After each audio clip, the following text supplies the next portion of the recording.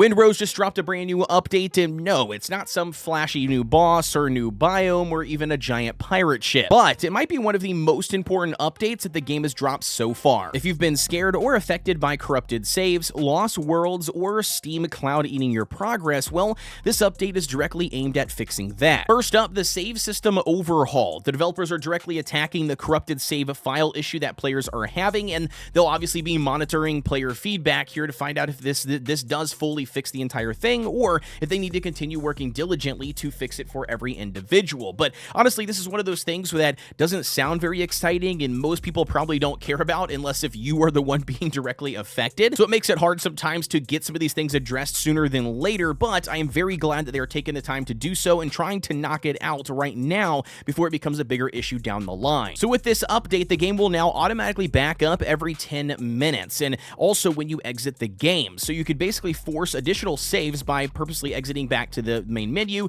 and then jumping back into the game. Either way here, it's a really big change that is hopefully going to allow a lot of players, if they do happen to have some sort of corruption going on with their save file, some access points or restore points to go back to, so it's not a total loss. I understand you still might lose something that you've done in that last 10 minutes, whether it's like a crazy ship battle or raid, but at least you still have a save file to go back to and you're not starting from scratch. Next up, we've got Steam Cloud synchronization issues, and if you know anything about the Steam Cloud, it can be both amazing and an absolute goblin depending on the day and what you're trying to do. But the developers here have updated the save filing structure, which is directly trying to reduce the amount of synchronization issues or eliminate them completely to make the game more stable dealing with the cloud saves environment for players. Don't get me wrong here, the cloud save feature is really nice. It does give you the ability to play the game from multiple platforms or multiple devices, which again is really cool. But on the other hand, sometimes it can get caught up and get confused. It can get, duplicate worlds. It could be outdated or even get,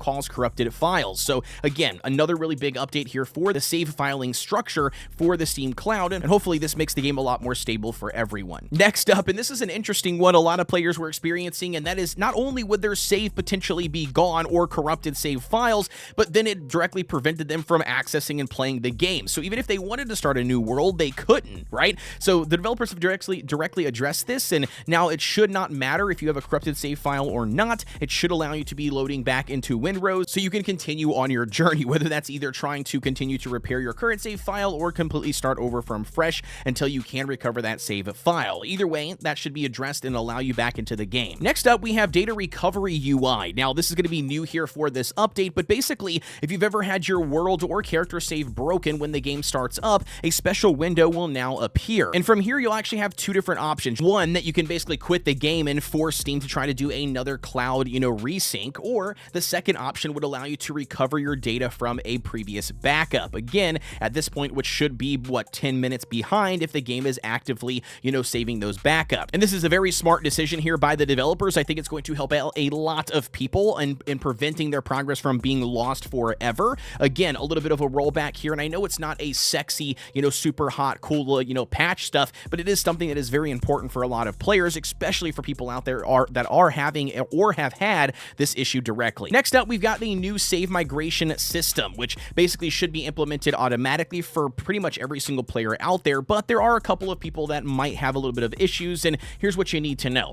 The new save migration system is basically when you start up the game, if you have a old save, right, prior to this update coming out, well then the game should automatically in the back end migrate that save data over to the brand new system to implement all of these changes that I talked about above. But if that does not work, now the game will actually give you a prompt when you try to load up the game for the first time after this migration has tried to take place and after this patch. It should generate a prompt letting you know which files are actually being affected or potentially corrupted and offer you the ability to delete them directly. And before you panic and go all crazy, because I know people see a delete button and immediately start sweating, the game should already be identifying the most important and integral files and making sure that it's carrying those over with you. It's not going to force you or want you to delete a file that is going to be your full progress. Take your time. The developers are working on it. They will not be choosing to wipe your data, I promise. They are trying to figure out a better system and a better way to make the game identify that and let players know what is most important and what is not important, so then they can scrap the files to get back in the game as soon as possible. And a couple of smaller tweaks here in the update. They addressed the